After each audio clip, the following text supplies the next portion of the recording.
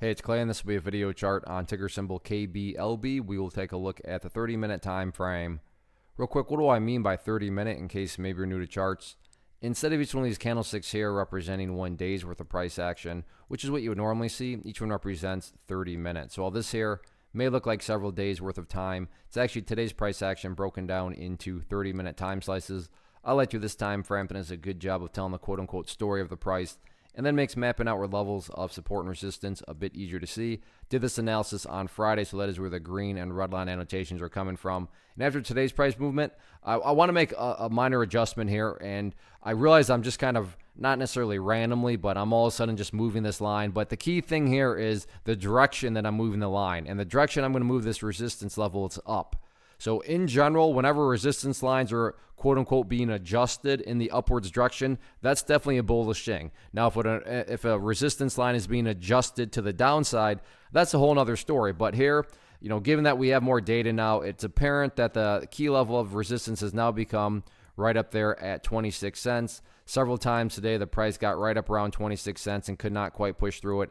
And then you factor in from back there on Friday that the price, was rejected from that general area. So point here being that, before it was, right around 25 and a half, 25-ish, but now with the more data, I'm just going to adjust that level up to 26. But again, just to repeat myself, whenever those lines are getting adjusted to the upside, that is what you want to see. As far as levels of support are concerned, you still have the overall level down here at 21 cents, which hasn't even been close to getting tested. But also you have now a higher priority one, and that is the 50-period moving average right there. Keyword being moving. So going into today, that purple line was still below the green level, so therefore 21 cents was higher priority. But now that the purple line has crossed up through there, that becomes more the higher priority level. Now, if the price were to drop below that purple line, that doesn't mean everything's totally ruined because, well, yeah, you'd still have 21 cents. But preferably speaking, going forward, if the price can stay up above that purple line there, then the bulls 100% own the chart. And, really the bulls are fully in control of the chart as long as the price is above that purple line.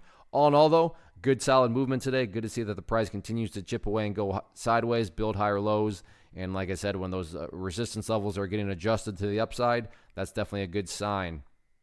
One of the biggest questions that I get is, hey Clay, how do you find the stocks that you trade? So what I've done is put together a free resource guide where I talk about the tools that I use to locate stocks that I find interesting and think may have potential. So if that sounds like something that could add value to you as a trader, then click on the image that is up on the screen right now and I will email you the guide. The guide itself is very short and to the point, and best part, it's completely free.